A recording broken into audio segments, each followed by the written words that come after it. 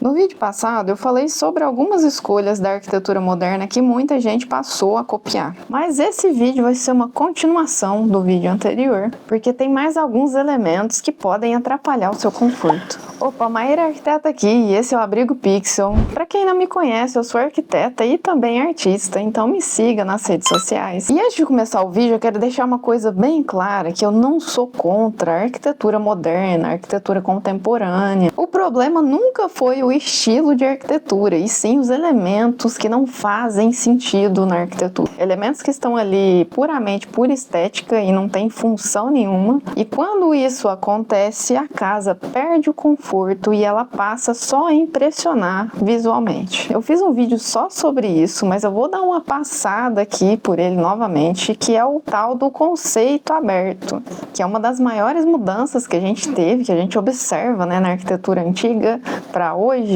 é o tal do conceito aberto, que é aquela questão de integrar os ambientes, né, de juntar a sala com a cozinha, com a sala de jantar. E muita gente pensa que isso existe por conta da arquitetura moderna.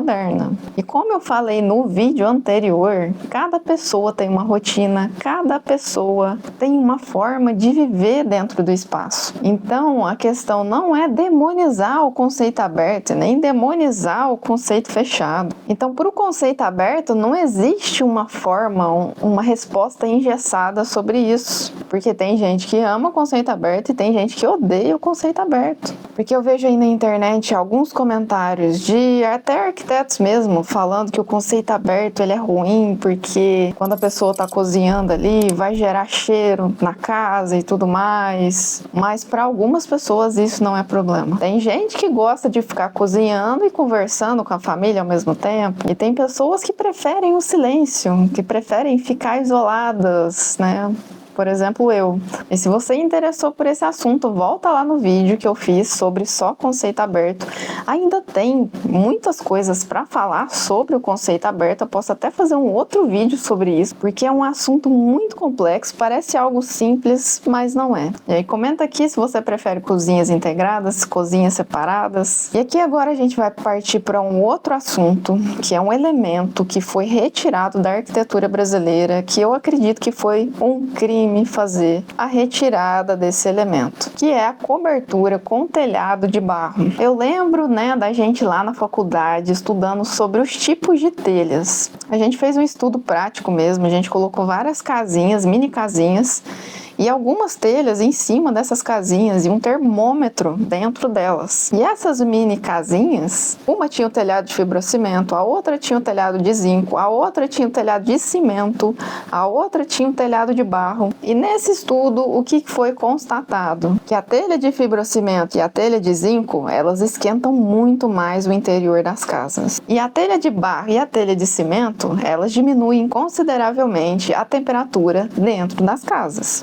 E hoje o que a gente vê nas construções? São casas sem telhado aparente, e esse telhado que fica oculto ou é de fibrocimento ou de zinco, ou seja, são os telhados que mais esquentam. Mesmo com a laje ali embaixo, essa incidência de calor ela passa para dentro da casa, e isso interfere no conforto ambiental dentro do ambiente. E eu também já gravei um vídeo sobre isso, e esse eu acredito que foi um dos maiores crimes que fizeram com a arquitetura brasileira, porque eles tiraram uma peça fundamental para o conforto térmico dentro das casas. E muita gente acha que esconder o telhado significa modernidade, porque esses estilos de arquitetura, na verdade, eles vieram lá da Europa. Essas ideias de telhado oculto e tudo mais são de arquitetos europeus. Então essas ideias que trouxeram para cá de casa sem telhado e tudo mais, sim, tem uma estética mais limpa.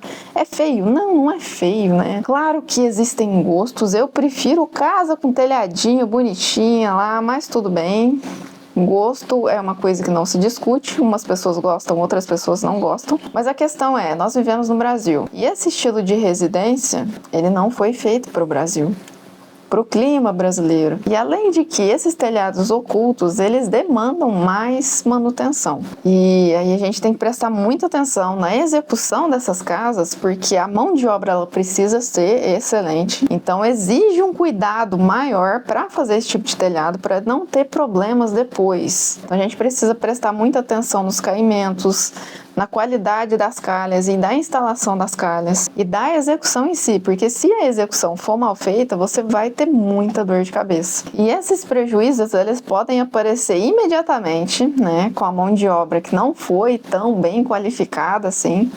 Aí já começa com infiltração, né? No primeiro mês de uso da casa. E se isso não acontece, você pode ter alguns problemas daqui 5, 10 anos. E alguns problemas são goteiras, infiltração, umidade e a geração de mofo, que isso, gente, faz muito mal para a saúde. E aí ela vai gastar muito mais depois tentando resolver esses problemas e essas dores de cabeça.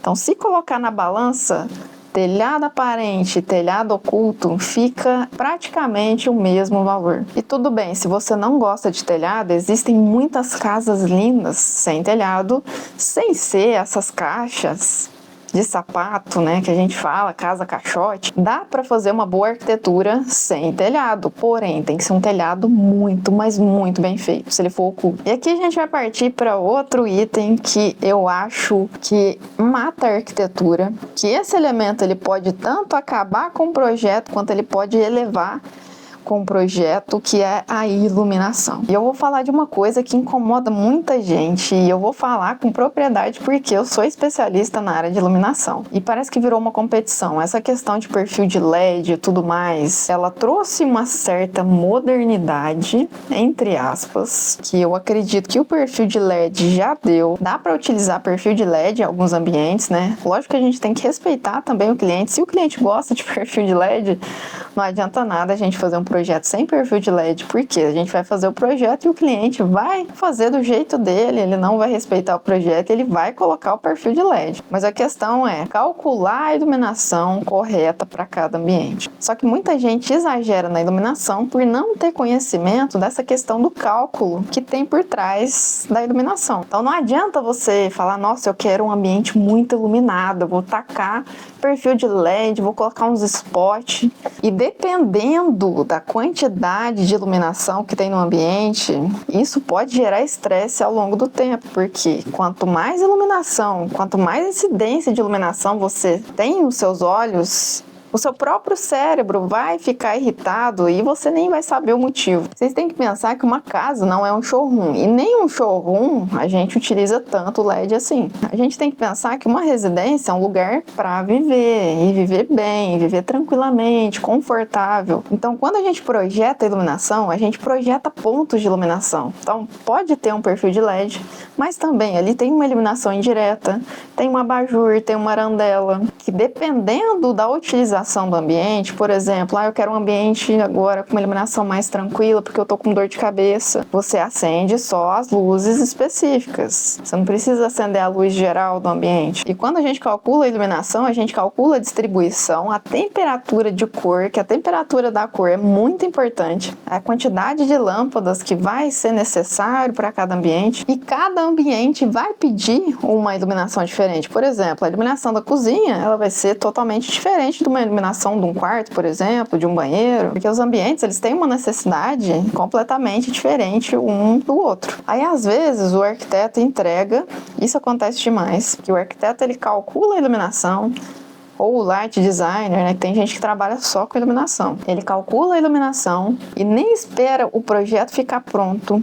E aí o cliente fala, eu achei escuro. Mas ele achou escuro por quê? Porque todos os cálculos que a gente fez é da iluminação geral do ambiente. Então, se você acender todas as luzes, a iluminação direta, a iluminação das arandelas, a iluminação do abajur, do pendente, dos spots, tudo isso foi calculado para esse ambiente de forma confortável. E aí o cliente acha escuro e vai lá e compra perfil de LED e instala sem respeitar o projeto do arquiteto, né? E aí na hora que acende as luzes, você vai precisar de um óculos de sol para entrar dentro desse ambiente. Isso aconteceu comigo em uma academia, que o cliente achou escuro, por não ter respeitado a questão da sensação que aquele ambiente ia passar. E o ambiente ficou hiper mega claro, tanto que você entra lá dentro, você tem uma dor de cabeça só de entrar dentro do ambiente. Então é muito importante respeitar e entender o porquê das coisas. o porquê que a iluminação não pode ser tão extravagante e o porquê que a iluminação também não pode ser tão escura, porque ela pode até gerar depressão, dependendo da situação. Mas tudo isso é controlado e por um objetivo que a gente quer atingir. E aí fica uma dica, se você contratou um arquiteto e realmente você achou o ambiente escuro, conversa com o arquiteto que ele vai trazer outra solução mais inteligente, porque simplesmente tacar perfil de LED, tacar mais iluminação, isso não vai resolver o problema, porque a iluminação é uma das partes mais importantes de um projeto. Eu falo que a iluminação é cerca de 70% de um bom projeto. Se um projeto é bom e tem uma iluminação ruim, o projeto vai ficar ruim. Agora, se um projeto é mais ou menos e a iluminação é boa, cara, o projeto fica sensacional. Então, a iluminação é o que vai mandar na qualidade do seu projeto. Foi justamente estudando iluminação que eu comecei a aprofundar no estudo sobre as cores. As pessoas acham que colocar cor no ambiente para deixar o ambiente mais alegre, para deixar o ambiente mais vivo, mas as cores, elas têm um significado muito maior do que isso. Foi por isso que eu desenvolvi o e-book O Poder das Cores, para ajudar as pessoas que querem utilizar a cor de forma correta, porque entender essa ligação da cor com a iluminação, isso muda todos os ambientes. E eu fiz esse e-book justamente para ajudar as pessoas que estão reformando, que estão construindo e querem utilizar a cor no ambiente de forma correta. Porque a gente não usa qualquer cor em qualquer ambiente. As cores, elas passam sensações diferentes para o nosso cérebro. Então, isso vai mudar totalmente a percepção que você tem dentro do seu ambiente. Eu vou deixar o link aqui na descrição. E o problema, vocês percebem que não é a arquitetura moderna, e sim alguns elementos que não fazem sentido para a arquitetura e principalmente para a nossa arquitetura aqui no Brasil. O problema é copiar algumas soluções que as pessoas não entendem o porquê que elas existem. E aí o que a gente tem que entender na arquitetura é que tudo precisa conversar com o clima, com a execução, com a rotina e principalmente quem vai morar nesse lugar.